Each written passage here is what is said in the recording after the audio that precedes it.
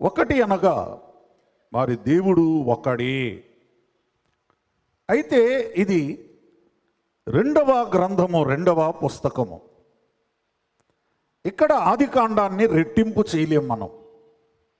కాబట్టి రెండు అనగా మరొక అర్థం ఏంటంటే బైబిల్ ప్రకారంగా రెండు నిబంధనలు. క్రొత్త నిబంధన, పాత నిబంధన. బైబిలును రెండు భాగములు చేశాడు దేవుడు. సో మూడు భాగములు కాదు. క్రొత్త నిబంధన, పాత నిబంధన. ఈ రెండు దీనిని మనకు ఎక్కువగా సూచిస్తూ ఉంటుంది. ఈ రెండవ పుస్తకమును మనం వివరించుకుంటూ ఉన్నప్పుడు ప్రియులారా, ఐగుప్తులోనికి యాకోబుతో వచ్చిన ఇశ్రాయేలీయులు, చాలా విషయాలు మొదటి వచనంలోనే మనకుంటాయి.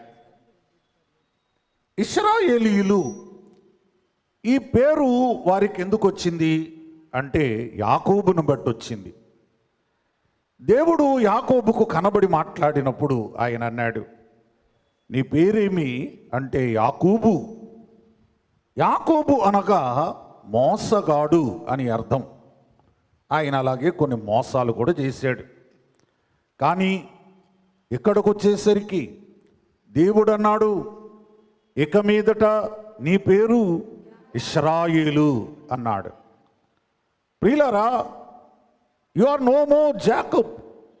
నువ్వు యాకోబు కావు ఇక మీదట కొత్త పేరు పెడుతున్నాను, ఇశ్రాయేలు.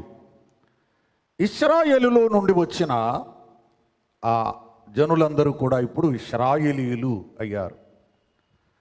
ప్రియులారా, మరి ఇస్సాకులో నుండి వచ్చిన వాళ్ళు అందరూ ఇస్సాకులు అయ్యారా? అబ్రహాములో నుండి వచ్చిన వాళ్ళు అందరూ అబ్రహాములు అయ్యారా? ఈ భాగ్యము అందరికీ ఉండదు. ఈ అవకాశము దేవుడు కొందరికే ఇస్తూ ఉంటాడు. వాళ్ళు అలా రాసుకున్నారు కదా, నేను రాసుకుంటాను అని అనకూడదు నువ్వు. అది దేవుడు పెట్టిన ఆ పేరు గనుక ఇశ్రాయేలీయులు. ప్రియులారా, యాకోబుతో పాటు ఐగుప్తుకు వచ్చిన ఇశ్రాయేలీయులు. మరి ఐగుప్తు దేశమునకు వారు ఎందుకు వచ్చారు? వారి దేశము కాదు కదా, వారికి సంబంధము లేదు కదా. మరి ఏ కారణాన్న వారు ఐగుప్తులో అడుగు పెట్టారు? ఈ విషయాన్ని మనం క్షుణ్ణంగా చూస్తే దానికి యోసేపు గారి కారణం అండి. యోసేపు గారి ఆహ్వానము. యోసేపు గారు ఏమంటున్నారంటే, నీవు కరువులో ఉండొద్దు, నా దగ్గర సమృద్ధి ఉంది. నీవు అక్కడ ఉండవద్దు, ఇక్కడికి వచ్చివేయి అని ఒక ఆహ్వానం ఇచ్చాడు. నేను నైట్ టైం కాబట్టి కొంచెం నెమ్మదిగా అర్థమయ్యేలాగా నెమ్మదిగా, నాకు కూడా కంగారేం ఉండకుండా చెప్తానన్నమాట. ఇప్పుడు మిమ్మల్ని అందరినీ నేను ఒక ప్రశ్న అడుగుతున్నాను. మీరు టకీమని సమాధానం చెప్పే, ఇది బైబిల్ ప్రశ్న కాదు, బయట ప్రశ్నే. ఇప్పుడు తండ్రిని కుమారుడు ఏమంటున్నాడంటే, నీవు అక్కడ ఉండవద్దు, ఇక్కడికి వచ్చివేయి. ఇది మంచి ఆహ్వానమా, చెడ్డ ఆహ్వానమా? మీలో ఎంతమంది ఇది మంచి ఆహ్వానమో అంటారు? చెయ్యెత్తండి చూస్తాను నేను. ఇది మంచి ఆహ్వానం అని మీలో చాలామంది అన్నారు. ఇప్పుడు ఇది మీకే. మీ పిల్లలు ఎవరైనా మరి ఒక ఢిల్లీలోనో, అమెరికాలోనో, లండన్లోనో, హైదరాబాదులోనో, చెన్నైలోనో పెద్ద పెద్ద ఉద్యోగాలు చేస్తూ మరి మిమ్మల్ని అక్కడ ఉండవద్దు, మా దగ్గరకు వచ్చేయండి అన్నారనుకో, మీరు వెళ్ళరండి.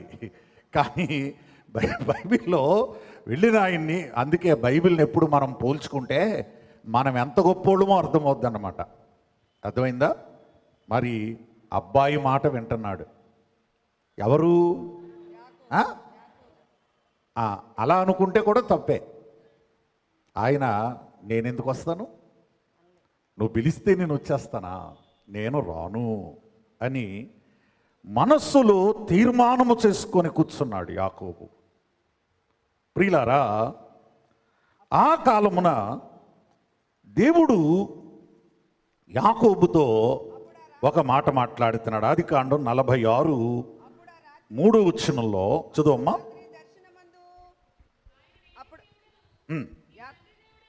నీ తండ్రి దేవుడను ఐగుప్తునకు వెళ్ళడానికి భయపడద్దు, అక్కడ నేను నిన్ను గొప్ప జనముగా చేస్తాను, గొప్ప జనముగా నిన్ను తీసుకెళ్ళను. ఇక్కడ ఉంటే నువ్వు గొప్ప జనముగా ఉండలేవు, గొప్ప జనముగా నువ్వు మారలేవు. కొన్నిసార్లు దేవుని బిడ్డ ఎక్కడ నువ్వు గొప్ప జనముగా మారాలో దేవుడు నిర్ణయించి నిన్ను అక్కడికి వెళ్ళమని నీకు బయలుపరుస్తాడు, నీకు సెలవిస్తాడు. కొన్ని స్థలాలలో ఉన్నవాళ్ళు అలానే ఉంటారండి, కొన్ని సంఘాలలో ఉన్నవాళ్ళు అలానే ఉంటారండి. ఆ సంఘాలు గొప్ప స్థాయికి రావు, గొప్ప స్థితికి వెళ్ళవు. ప్రియులారా, మరి కొన్ని సంఘాలు గొప్పగా మారుతూ ఉంటాయి, గొప్ప జనముగా తయారవుతూ ఉంటాయి. అక్కడ మనం అర్థం చేసుకోవాల్సింది ఏంటంటే అది దేవుని చిత్తమో అని అర్థం చేసుకోవాలి. నిన్ను అక్కడ గొప్ప జనముగా చేసి నిన్ను ఆశీర్వదిస్తాను. నేను నీకు ఆశీర్వాదము కావాలంటే కదులు, నీవు అభివృద్ధి చెందాలంటే కదులు, నీవు గొప్ప జనముగా మారాలంటే కదులు. చాలామంది అనుకుంటారు, నేను పొందింది ఏదో పొందాను, నాకు ఇంతటితో చాలు, నా పిల్లలు ఎలాగోలాగో బతికిస్తే చాలు అని వాళ్ళ ఫ్యూచర్ ఆలోచించరు. కానీ దేవుని బిడ్డ ఇక్కడ యాకోబు యోసేపు మాటను బట్టి కదలలేదు, దేవుని మాటను బట్టి కదిలాడు. మీ అమ్మ మాటను బట్టో నాన్న మాటను బట్టో కాదు, నీవు దేవుని మాటను బట్టి కదలాలి. ప్రియులారా, ఇంకొక మాట ఏంటంటే తన బిడ్డ గొప్ప రాజుగా ఉన్నాడు, గొప్ప ఇంటిలో ఉన్నాడు, గొప్ప సదుపాయాలు కలిగి ఉన్నాడు, గొప్ప పవర్ అధికారము కలిగి ఉన్నాడు గనుక అక్కడికి వెళితే మనం ఒక రాజరికం వెలగబట్టొచ్చు అనే భావనతో ఈయన వెళ్ళలేదు. దేవుని యొక్క పిలుపు మేర, దేవుని సూచన మేర, దేవుని సలహా మేర ఆయన కదిలాడు. క్రైస్తవ సంఘము ఇవాళ దేవుని యొక్క సూచనల మేర మనం ప్రయాణం చేయాలి, దేవుని చిత్తము చొప్పున మనం సాగాలి. అప్పుడే నువ్వు మేఘం ఎక్కుతావు, నీ ఇష్టం కాదు. దేవుని బిడ్డ ఇవాళ మానవులకు మరి రకరకాల ఆలోచనలు. ఈ బైబిల్ గ్రంథాన్ని చూస్తే మానవ జీవితాన్ని అన్వయించి వాళ్ళు దానికి తగినట్టుగా జీవించగలుగుతారు. ఒక పెళ్ళైనటువంటి భార్యాభర్తలకు గొడవలు జరుగుతూ ఉంటాయి కదా, గొడవలు రావు, గొడవలు పెట్టుకుంటూ ఉంటారు. ఈ గొడవల్లో ఆ పిల్ల అందంట, మన ఇద్దరం వీరుగా వెళ్ళిపోదాము, వేరేగా బతుకుదాము అన్నదంట.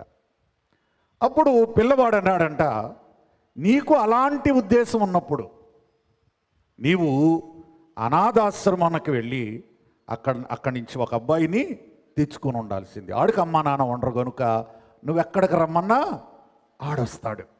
నాకు అమ్మా నాన్న ఉన్నారు, నేనెందుకు వస్తాను, నేను రాను అన్నాడట.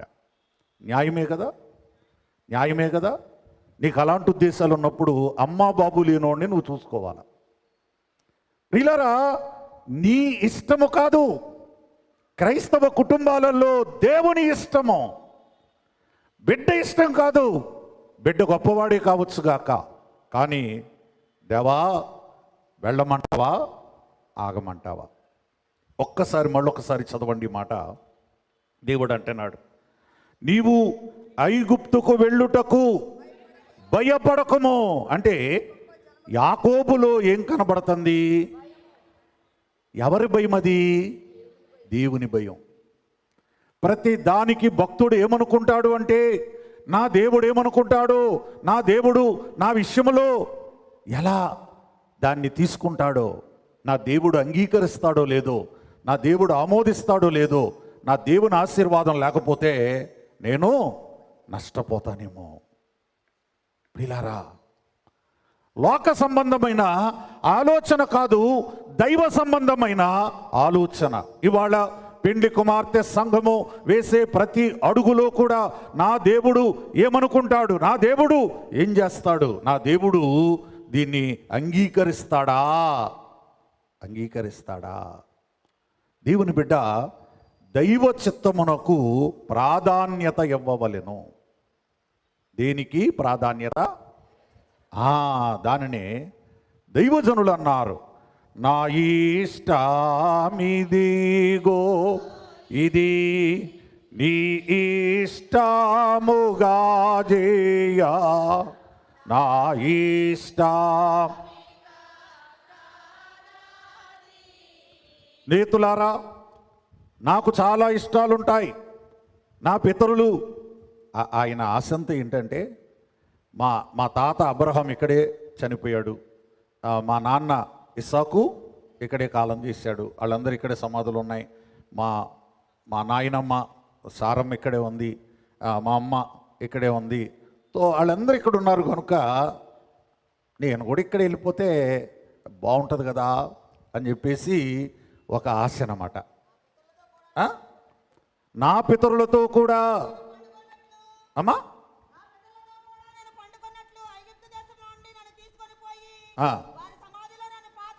ప్రియులారా, ఆ కోరిక మరి దేవునికి తెలీదా అంటే తెలుసు. కానీ నువ్వు అభివృద్ధి చెందాలంటే, విస్తరించాలంటే నువ్వు కదలాలి.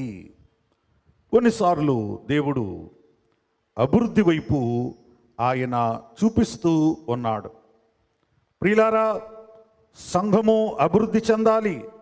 అలాగే ఇక్కడ మరి వారి ఆరంభాన్ని చాలాసార్లు మనం వినుంటాం కాబట్టి 7వ వచనం దగ్గరకు వద్దాం. 6లో యోసేపును, then Joseph died and all his brothers and all that generations. ప్రియులారా, యోసేపుతో పాటు ఆయన యొక్క సహోదరులు అందరూ కూడా చనిపోయిరి. ఎంతకాలం బ్రతుకుతారు మానవులు అనేవాళ్ళు? చనిపోయిరి. సో ఇప్పుడు ఏం జరిగిందంటే, ఇశ్రాయేలీలు 7వ వచనంలో బహు సంతానము కలిగిన వారై అభివృద్ధి పొంది. ఒక నిమిషం, అభివృద్ధి దగ్గర ఆగుదాం మనం.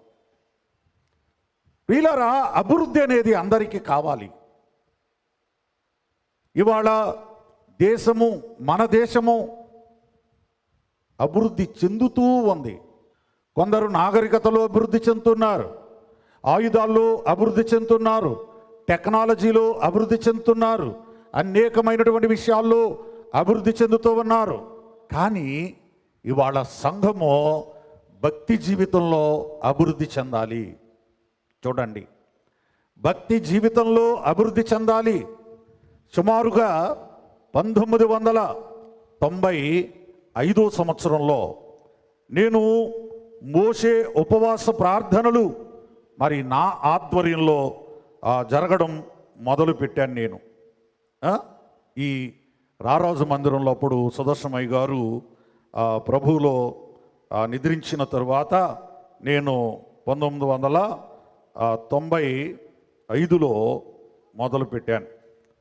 మరి నేటికి 30 ఏళ్ళు, అంటే 30వ నేను నిర్గమాకాండాన్ని చెప్తా ఉన్నాను అనమాట. 30 years. ఆ రోజుల్లో 1-2 ఏళ్ళు నేనే బైబిల్ చదివి ప్రతిరోజు పాస్టర్ గారే చదవాలా, అది నాన్నగారు అలవాటు, అది అలా వచ్చింది.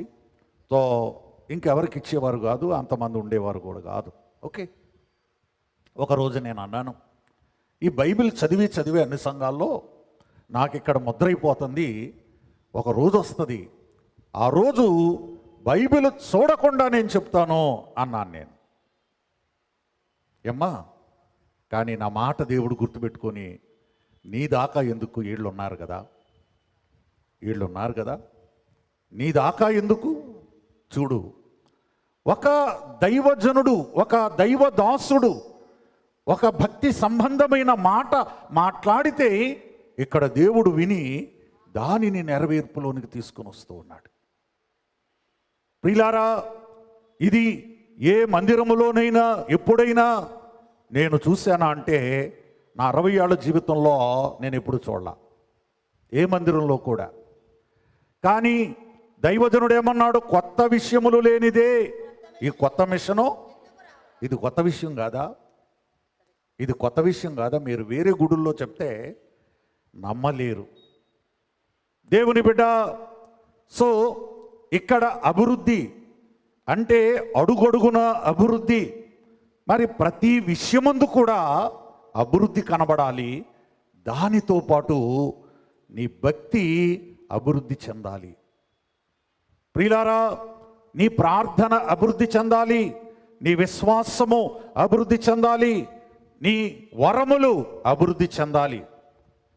తిమోతి భక్తునికి పౌలు గారు ఒక మాట రాస్తూ ఏమంటున్నాడంటే, నీ అభివృద్ధి అందరికీ తేటగా కనబడనిమ్ము, తేటగా కనబడనిమ్ము. అభివృద్ధి అంటే ధనము కాదు, అభివృద్ధి అంటే నగలు కాదు, అభివృద్ధి అంటే వస్త్రములు కాదు, వస్తువులు కాదు, అవి కనబడనివ్వడం గొప్ప కాదు.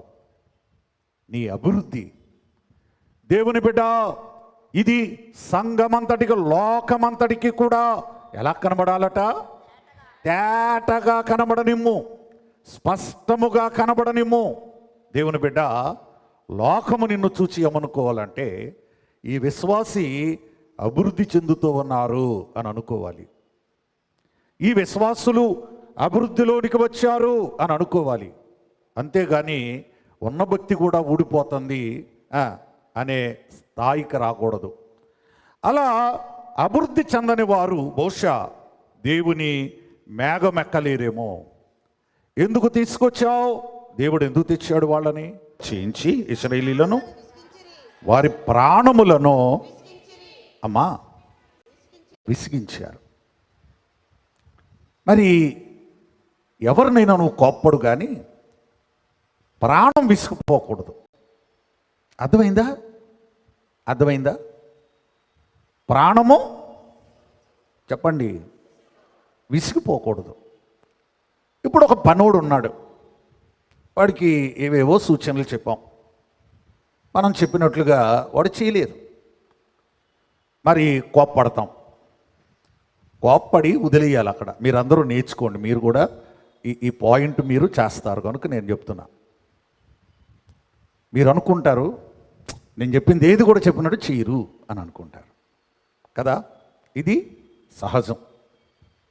నేనేమనుకుంటానంటే మనం చెప్పిందల్లా చెప్పినట్టుగా చేస్తే వాళ్ళు పనోళ్ళకి ఎందుకుంటారు?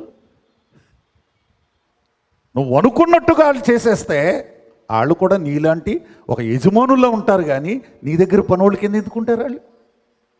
నీకు అర్థమైందా? నీ దగ్గర ప్యూన్ కింద ఎందుకుంటారు? నీ కింద పనిచేసేవాడి కింద ఎందుకుంటారు? నువ్వు అనుకున్న లెవెల్కి వాళ్ళు కానీ ఎదిగిపోతే వాళ్ళు నీ మీద బాసులు కూర్చుంటారు, తెలుసా నీకు? అది లేదు కనుకే వాళ్ళు అక్కడ ఉన్నారు. అంతే, వాళ్ళ జ్ఞానం అంతే, వాళ్ళ పని అంతే, వాళ్ళ ఆలోచన అంతే, వాళ్ళ విధానం అంతే. అది నీతో సమానంగా చెయ్యాలి అనే టెండెన్సీకి నువ్వు రాకూడదు.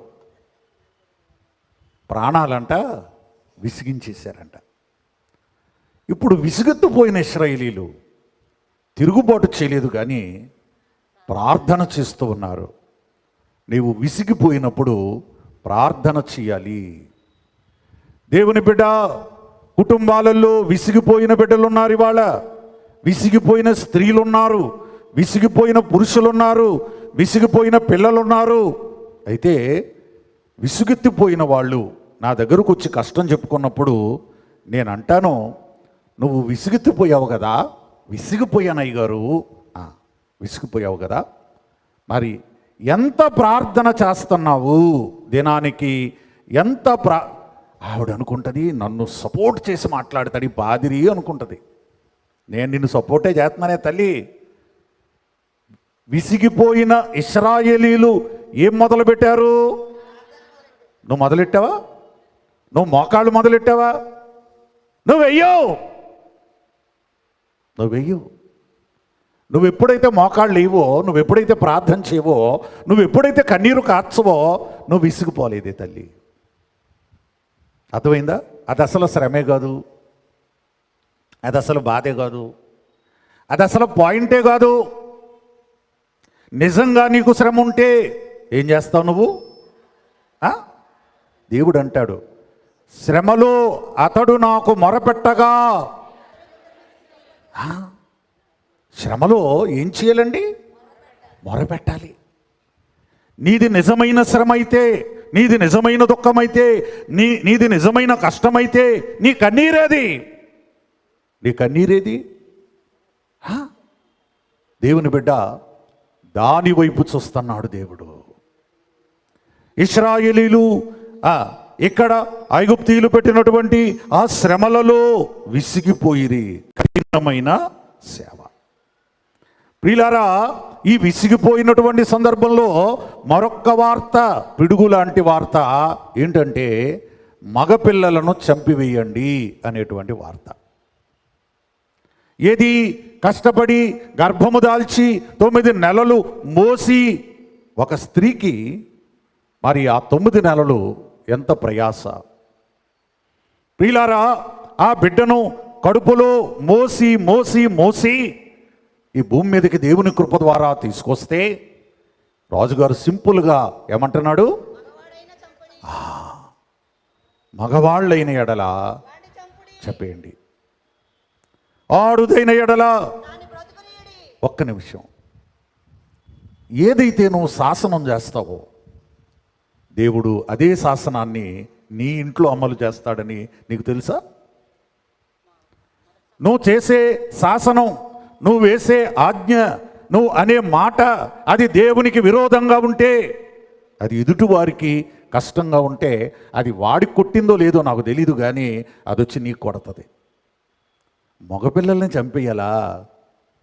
ఎవరు మగపిల్లలు చచ్చిపోయినా చావకపోయినా మనం 12వ అధ్యాయంకి వెళ్తాం కదా.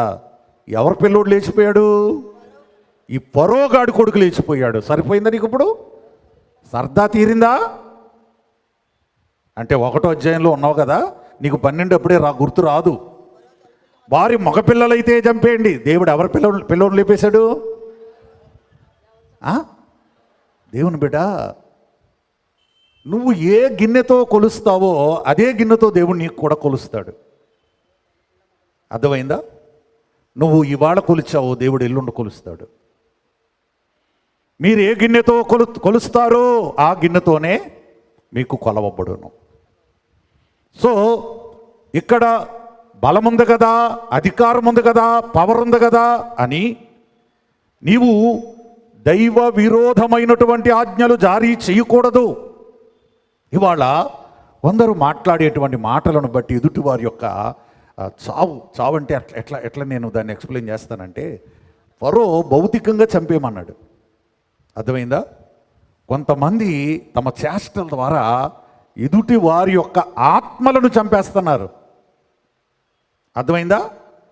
ఇప్పుడు ప్రాణము విసిగిపోవడం ఒక ఎత్తు, రెండవది ఏమంటే వారి భక్తి జీవితాన్ని చంపేస్తున్నారు.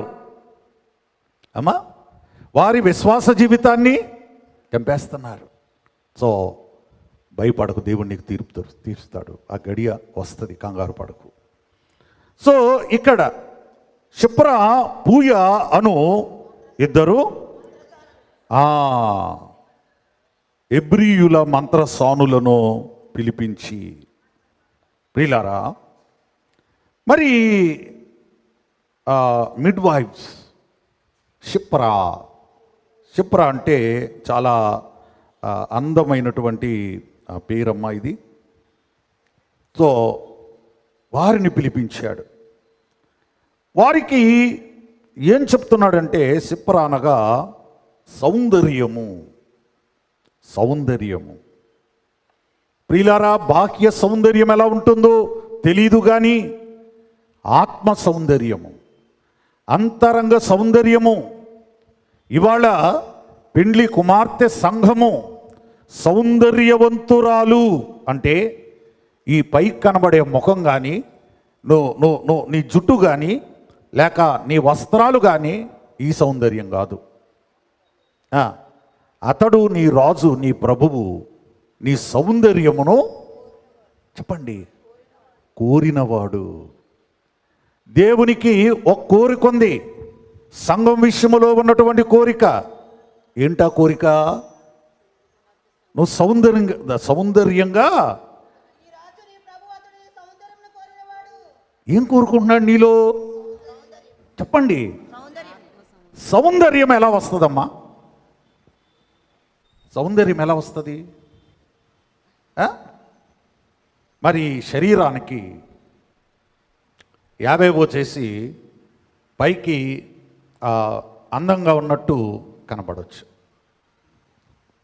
ఒక అతనికి పెళ్ళయిందంట. పెళ్ళయిన తర్వాత ఆయన ఓ రోజు వాళ్ళ ఆవిడ ఎవరైతే చేసుకున్నాడో అమ్మాయికి మేకప్ వేసిన ఆ మేకప్ మ్యాన్ ఉంటుంది కదా, అమ్మాయి ఉంటుంది కదా, మరి చాలా డబ్బులు తీసుకొని ఇప్పుడు గోల్డ్ కూడా వేస్తున్నారండి, గన్తో వేస్తున్నారు, గోల్డ్ ఒరిజినల్ గోల్డ్ కొట్టేస్తున్నారు ముఖానికి. అంతగా మరి తయారు చేసి ఇచ్చారు, పెళ్లి చేసుకున్నాడు. అంతా అయిపోయిన కొన్ని రోజుల తర్వాత ఆయన ఒక మంచి ఐఫోన్ ప్యాకెట్ తీసుకెళ్ళి, మీరే కదా మా మిస్సెస్కి అప్పుడు మేకప్ వేసిన వారు అంటే, నేనేనండి, మీకు ఈ ఐఫోన్ ఇస్తున్నానమ్మా అంటే, నాకేనా? నీకే. సో ఇచ్చేసి వెళ్ళిపోయాడు. ఆవిడ ఆ ప్యాకెట్ అంతా తీసి చూస్తే మరి అది ఐఫోన్ కాదు కదా, ఏంటంటే మామూలు ఫోను యేసరత్నం గారు వాడతారు, ఏదో నోకే బూకే ఏదో ఉంటుంది కదా, అలాంటి ఫోన్ ఉంది. అందులో కవర్ ఏముంది? ఓ రోజు కనబడ్డాడంట మార్కెట్లో. ఏమయ్యా ఐఫోన్ అని చెప్పి ఏం ఫోన్ ఇచ్చావయ్యా నువ్వు అన్నాడు. అప్పుడు ఆడన్నాడంట, నువ్వు మా ఆవిడ ముఖాలకి మాత్రం ఫుల్ రంగులు కొట్టేసి అసలు ఎలా ఉంటుంది అది, నేను ఇచ్చిన ఫోన్ లాగా ఉంటుంది, నువ్వేమో ఐఫోన్ మేకప్ వేసి నాకు అంటగలిపేసావు కదా. నువ్వు చేసింది ఏంటి? దేవుని బిడ్డ, దేవుడు కోరేది ఈ సౌందర్యమా? కాదు. క్షిప్రాలు కావాలి దేవునికి, పనివాళ్ళు కావాలి దేవునికి, కనేవారికి సహకారులుగా ఉండాలి. దేవుని బిడ్డ, దేవుని యొక్క సేవలో పౌలు గారు అంటాడు, క్రీస్తు యేసునందున్న కృప ద్వారా నేను మిమ్మును కంటిని, నేను కన్నాను. కనేటప్పుడు అక్కడ పక్కన హెల్పర్స్ కావాలి, మిడ్ వైఫ్స్, మంత్రసానులు కావాలి, బొడ్డు కత్తిరించేవాళ్ళు కావాలి, ఆ పిల్లవాడిని రుద్దేవాళ్ళు కావాలి, తుడిచేవాళ్ళు కావాలి, ఆ పిల్లవానికి బట్ట చుట్టేవాళ్ళు కావాలి. దేవుని బిడ్డ, కావాలా వద్దా? కావాలి. మరి సువార్త ద్వారా ఒక దైవ సేవకుడు విశ్వాసులను కంటూ ఉన్నప్పుడు ఆయన ఒక్కడే ఇవన్నీ చేసుకోగలడా? ఇప్పుడు కన్న తల్లి పేక కత్తిరించుకొని ఆ పిల్లోడికి రక్తం తుడిచి ఆడు మూతి తుడిచి ముక్కు తుడిచి ఇవన్నీ ఆవిడే చేసుకుంటుందా? ఎవరు కావాలి? క్షిప్రాలు కావాలి. ఇప్పుడు మీరు నిర్ణయించుకోండి, నేను ఒక క్షిప్రాగా ఉంటాను దేవుని పనిలో. ఒక కనబడేటువంటి బిడ్డలు ఉంటారే, వాక్యము ద్వారా కనబడేటువంటి క్రీస్తులోనికి వస్తున్నటువంటి ఆ బిడ్డలు ఉంటారే, కొత్తగా వచ్చే సోదర సోదరులు ఉంటారే, వారికి నేను ఒక మంత్రసానిలాగా ఉంటాను. నేను బొడ్డు కత్తిరించే బిడ్డగా ఉంటాను, తుడిచే బిడ్డగా ఉంటాను, నేను క్లీన్ చేసే బిడ్డగా ఉంటాను, నేను కేర్ తీసుకునే బిడ్డగా ఉంటాను. నేను ఈ రోజుల్లో బిడ్డలు పుడితే టప్ టప్ అని ఓ 2-3 ఇంజక్షన్లు కూడా చేస్తారనుకుంటారు. దేవుని బిడ్డ, అవసరమైతే ఈ బిడ్డను తీసుకెళ్ళి ఇంక్యుబేటర్లో పెడుతున్నారు కదా, బాక్సులు పెట్టారండి అంటారు కదా. అవసరమైతే ఎవరండి ఈ తల్లి పెడతాదా? కన్నవాళ్ళు పెడతారా? చెప్పండి. అంటే క్రైస్తవ సంఘంలో వీళ్ళందరూ అవసరం ఉన్నారు ఇప్పుడు. అందుకే దేవుని యొక్క సువార్త సేవలు నేను ఏమంటాను సంఘాన్ని అంటే, మీరందరూ కూడా సిప్రాల్లాగా మీరు రావాలి.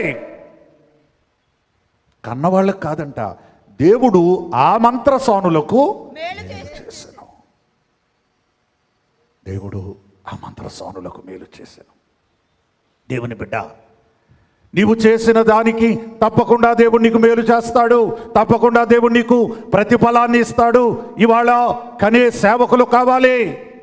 వాక్యము ద్వారా, స్వార్థ ద్వారా నేను మిమ్మును కంటిని, నేను మిమ్మును కంటిని.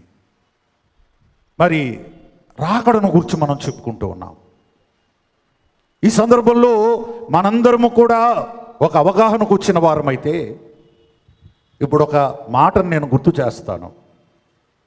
ఈ బైబిల్ మిషన్ను రాజమండ్రిలో దేవుడు ఎందుకు బయలుపరిచాడు? రాకడ వార్తను ధరలు చాటుటకు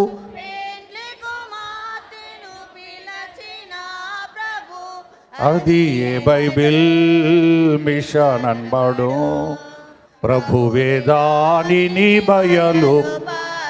పిల్లారా, ఈ రాకడ వార్తను లోకమంతా చాటాలి, ప్రపంచమంతా చాటాలి, ఇతర స్థలముల్లో చాటాలి.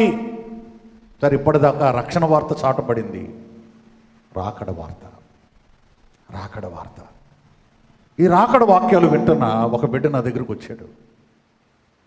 అయ్యా, ఇక మీదట రాకడ పండుగలు బయట కూడా మనం చేయాలి.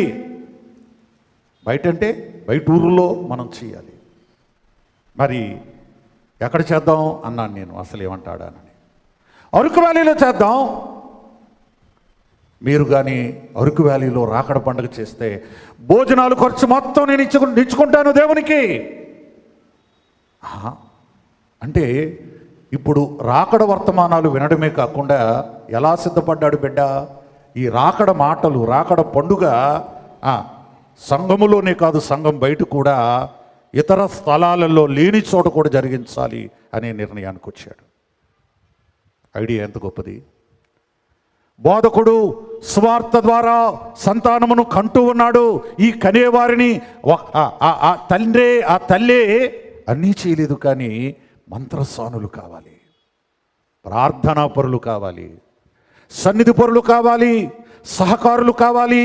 ప్రియులారా, వీరి పని ఏంటంటే మొన్న ఆదివారం విన్నట్టుగా ఇశ్రాయేలు మీదకి వెళ్ళి ఆళ్ళు కొట్టుకు చచ్చినట్టు కాదు, కానీ అమ్మా వారికి సపరిచర్యలు చీట, శిప్రాలు కావాలి, సౌందర్యవంతులు కావాలి, పూయాలు కావాలి.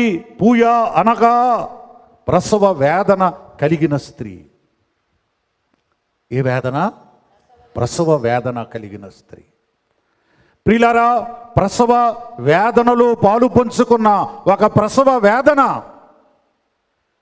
ఇవాళ మొదటి మంగళవారము మిషన్ పెద్దలందరూ కూడా మా ఇంటిలో బిషప్ హౌస్లో ప్రతి మొదటి మంగళవారం కలుసుకొని నేను ప్రార్థన ఖచ్చితంగా జరిగిస్తాను. ఆ ప్రార్థనలు పెద్దలు, గవర్నింగ్ బాడీ అందరూ ఉంటారు. అప్పుడు వచ్చే 6 నెలలకు షెడ్యూల్ చెప్పాను నేను. వచ్చే 6 నెలలకు మరి ఆ షెడ్యూల్ మీకు కొంత తర్వాత చెప్తాను నేను. అందులో ఆగస్టు నెలలో ప్రసవ వేదన ప్రార్థన జరగాలి. ఇప్పటికే ప్రోగ్రామ్స్ ఎక్కువగా ఉంటే ఎక్కడ కుదించాలి, అందులోనే 2 రోజులు తీసాం. ఈ ప్రార్థన దైవజనులు రాజమండ్రి వారికి ఇచ్చినటువంటి ఒక ప్రత్యేకమైన బహుమానం. ప్రసవ వేదన. వీళ్ళారా, జనమును కనాలి అనంటే ప్రసవ వేదన ఉండాలి. దైవజనుడు పాట రాస్తూ స్తుతి పాటల్లో ప్రసవ వేదన ప్రార్థన చేయో,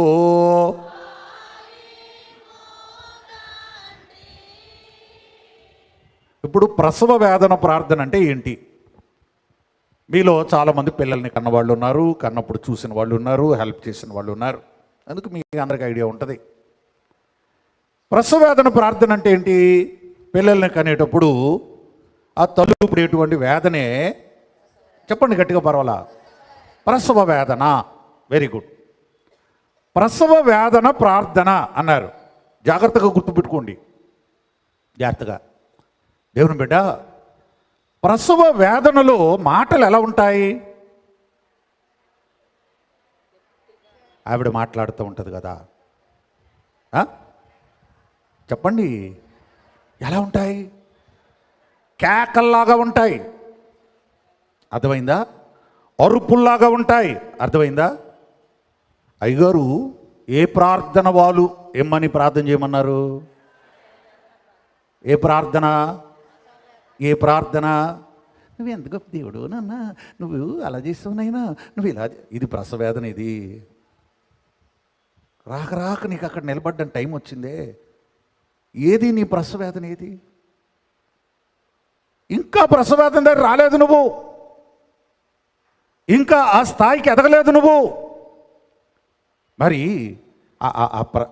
ఎవరైనా ఒక మాకు తెలిసి, నేను ఇంటర్ చదువుతున్నప్పుడు మా సీనియర్కి పెళ్ళి అయిపోతే ఒక అమ్మాయికి డెలివరీ టైము అక్కడ హాస్పిటల్లో పెట్టారు. వాళ్ళకి కావలసిన ఈ బయట నుండి ఏం కావలసిన టక్కుమని ఫ్యాన్ కావాలంటే ఫ్యాన్ తీసుకెళ్తున్నాం, సైకిల్ మీద అన్ని పట్టుకెళ్తున్నాం. అక్కడ 2 రోజులైనా కాన్పు జరగలేదండి. అప్పుడు అక్కడ ఆడవాళ్ళు ఏం మాట్లాడుతున్నారంటే, ఆ పిల్ల బాధ చూడలేకపోతున్నాం బాబు. ఇది 1981లో సంగతి చెప్తున్నాను నేను, 80స్లో సంగతి. అప్పుడు ఇంత బొట్టలు కోసేసేవారు కాదు. అంటే వేదన, ఆ వేదనకు ఆ బయట ఉన్నటువంటి వాళ్ళందరూ కూడా బాధపడ్డం అన్నమాట. ఆ అరుపులు విన్న వాళ్ళందరికీ ఏం కలుగుతుంది లోపల? చెప్పండి.